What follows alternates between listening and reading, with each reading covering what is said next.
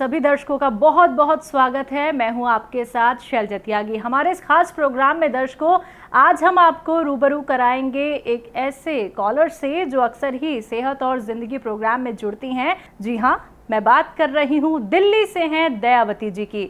तो चलिए सीधे आपको रूबरू उनसे कराते हैं।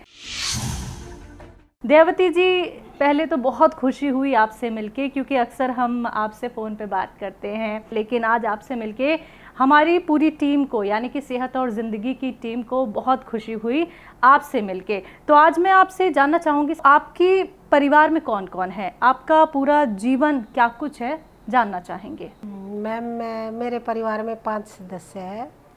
मेरा मिस्टर है, मेरी बेटी है, मेरा बेटा है और नाती है 7 साल का, और मैं हूँ। 5 सदस्य है। और मेरा मिस्टर रिटायर हुए हैं, डीटीसी से रिटायर हो रहे हैं 4-5 साल से।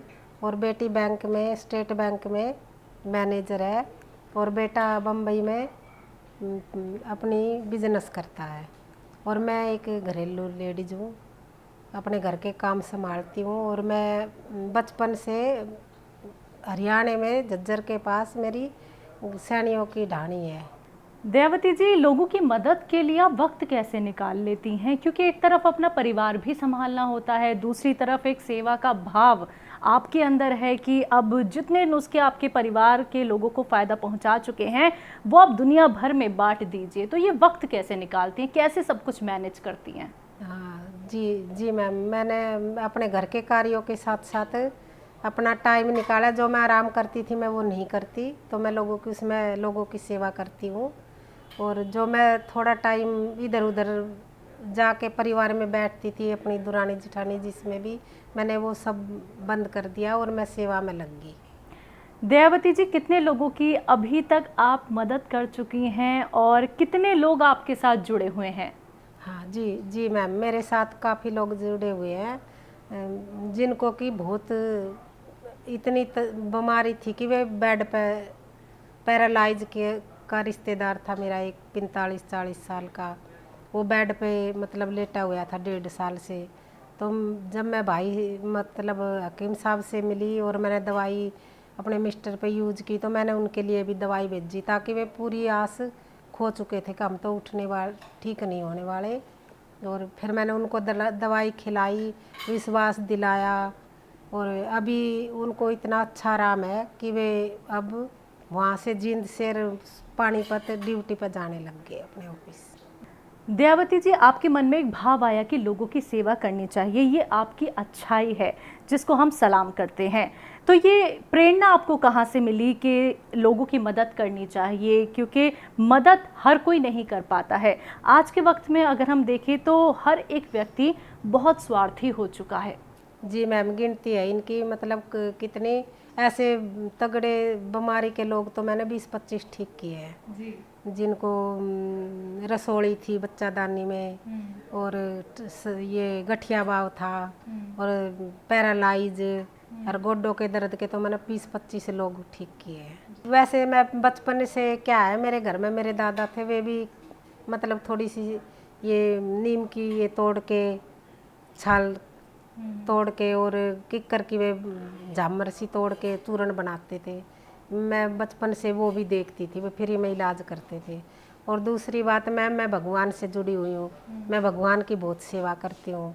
और मैंने गुरु बनाए हुए, तो मैं अपने गुरु के वहाँ भी 2-2, 3-3 महीने जाकर सेवा करती थी लॉकडाउन से पहले। वहाँ से मुझे प्रेरणा मिली हुई है काफ़ी सेवा की, अंदर भाव था मतलब करने का। और फिर मैंने भाई साहब हकीम साहब से मैं जुड़ी, तो तब तो उनकी बात सुन के, तो मतलब जब मैंने टीवी खोला तो वे किसी को बता रहे थे कि भगवान से डरने वाले बंदों के साथ जुड़ना चाहिए, उनसे दवाई लेनी चाहिए, विश्वास करना चाहिए। तो वो मेरे दिल को छू गई। वहाँ से मुझे इतनी प्रेरणा मिली है अपना घर चलाने की भी, और संसार में रहने की भी, और सबका इलाज करने की भी। और मेरे को बरकत भी बहुत मिलती है जब मैं करती हूँ, तो भगवान मेरे साथ मतलब बहुत अच्छा करता है, और पैसों में बरकत मिलती है मुझे। दयावती जी, आपकी कॉल वैसे कार्यक्रम में कैसे लग जाती है? क्योंकि हम अब आपसे सामने सामने बात कर रहे हैं तो उन दर्शकों की शिकायत भी दूर कर देते हैं। क्या पता वो भी ऐसे ही प्रयास करें और उनकी कॉल हर एक कार्यक्रम में लगे, क्योंकि ये जो शिकायत आ जाती है दयावती जी की कॉल ही क्यों लगती है? क्योंकि हम भी सच्चाई से हर एक दर्शक को रूबरू कराना चाहते हैं। ऐसा ना हो कि दर्शक ये सोचें कि कहीं हमारी कोई पर्सनल कॉलर तो दयावती जी नहीं है जिनकी हर एक प्रोग्राम में कॉल लग जाती है। मैम मेरी कॉल मैं वो कोशिश करती हूँ लगाने की बार बार, मतलब एक बार लगाई नहीं लगी, दोबारा लगाई, तिबारा लगाई, 4 बार लगाई, तो मैं ऐसे कोशिश करती हूँ तो लग जाती है ऐसे। अच्छा दयावती जी, बहुत अहम सवाल है ये, हमारे लिए भी, हमारे व्यूवर्स के लिए भी और यकीनन आपके लिए भी होगा। प्रोग्राम तो आपने बहुत सारे देखे होंगे, लेकिन विश्वास किसी पे करना बड़ा मुश्किल होता है। तो आपने जो नुस्खे अपनाए, जो लोगों की आपने मदद करी है, और जब लोग ठीक हो के आपके पास आते हैं, वो जब दुआएं उनकी मिलती हैं, तो कैसा महसूस करती हैं? मैम मेरे को सुकून इतना मिलता है कि जैसे वे दुआ देते हैं तो मैं सोचती हूँ भगवान आशीर्वाद दे रहे हैं। और जब मैं किसी को तकलीफ में देखती हूँ रास्ते में, तो मैं उनको रोक कर पूछती हूँ कि आप ऐसे चल रहे हो, क्या आपके गोड्डा में दर्द है या कोई सर्वाइकल है या कोई चीज़ है, मैं सबको पूछती हूँ। हालांकि पहले मैं राम राम करती थी, चलती बनती थी, अभी मैं सबको देखती हूँ तो पूछती हूँ और उनको अपनी तरफ से भी दवाई दे देती हूँ कि आप खा लो, आराम आ जा तो आप देख लेना और मंगा लेना। फिर वे पैसे पूछते तो मैं कहा आप खा लो, पैसे हो तो दे देना, नहीं आप खा कर आराम करो, अच्छे से अच्छे रहो। तो दुआएं मिलती है तो मुझे ऐसा लगता है कि भगवान खूब आशीर्वाद दे रहा है हमें, और ये आशीर्वाद इतना अच्छा लगता है ना कि मैंने और भी लोगों की सेवा करनी चाहिए, वहाँ से ज़्यादा उभर के आता है। आप अब खुद नुस्खे बनाने लगी हैं, लोग आपको कहते हैं कि अरे आप तो वैद्य बन चुकी हैं। तो मैम ये विश्वास कैसे आपने अपने ऊपर रखा, कैसे ये विश्वास आपको मिला?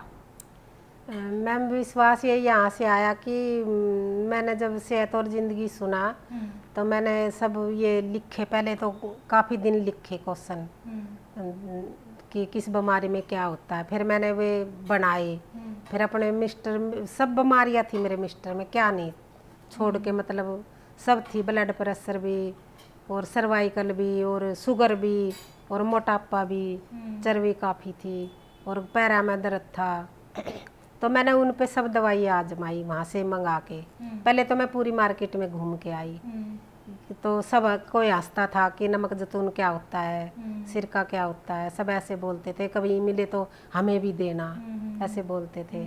फिर 15-20 दिन घूम घाम के फिर एक दिन मैंने फ़ोन करके मिला लिया, तो उन्होंने बताया कि हमारे यहाँ भी मिलता है, तो मैंने ऑर्डर करके सब मंगाया, फिर मैंने सब बनाया, इनको खिलाया अपने मिस्टर को, तो ये काफ़ी ठीक हो गए। 4-5 दिन में ये ऐसे चलने लग गए कि तकलीफ है नहीं, उठ कर एकदम चल देते थे, नहीं पहले रोते थे, चिल्लाते थे, उठ कर पानी भी नहीं पी सकते थे।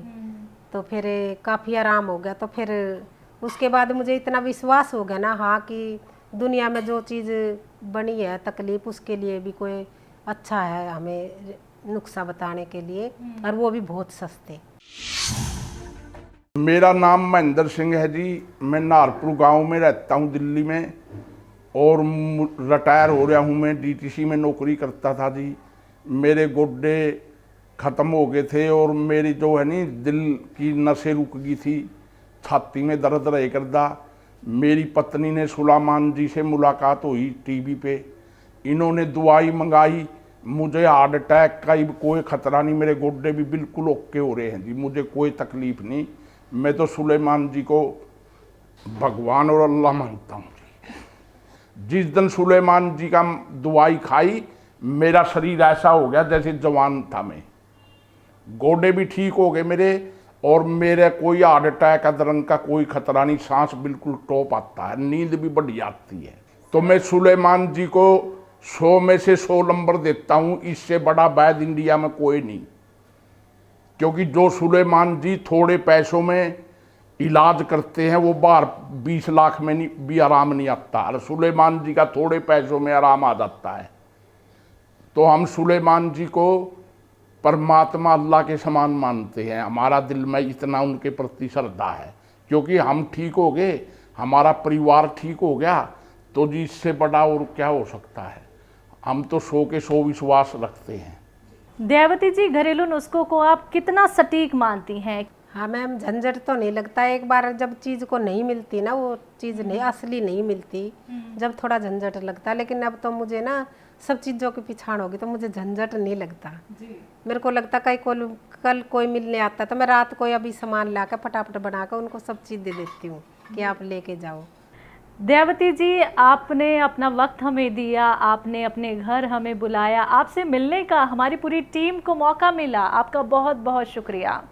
धन्यवाद। मैं सभी को हाथ जोड़ के नमस्ते करती हूँ और मैं सबको बोलती हूँ कि विश्वास करो, हकीम साहब भाई साहब के पूर्ण नुस्खे पर विश्वास करो और ओरिजिनल दवाई ले और अच्छे से खाओ और जितना बताता है उतने खाओ, ज़्यादा मत खाओ क्योंकि ज़्यादा नुकसान करती है। और विश्वास करके खाओ, आप सब ठीक हो जाओगे विश्वास से। ऐसे ही हकीम साहब के तजर्बे का फ़ायदा उठाने के लिए हमारे चैनल हकीम सुलेमान खान को सब्सक्राइब करें और बेल बटन को दबाना ना भूलें ताकि हकीम साहब के घरेलू नुस्खों से ज़्यादा आप फ़ायदा उठा सकें।